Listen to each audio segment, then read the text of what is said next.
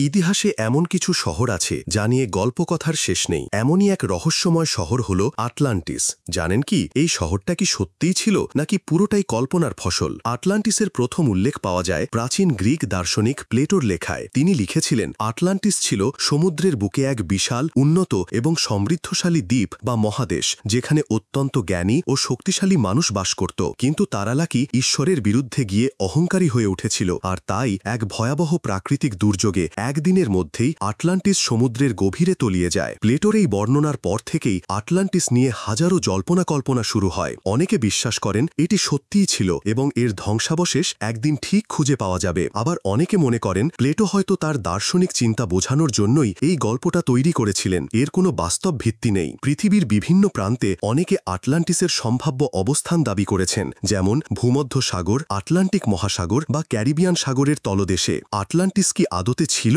নাকি মানবজাতির এক অসাধারণ কল্পনা? এই প্রশ্নটা আজও উত্তরহীন রয়ে গেছে।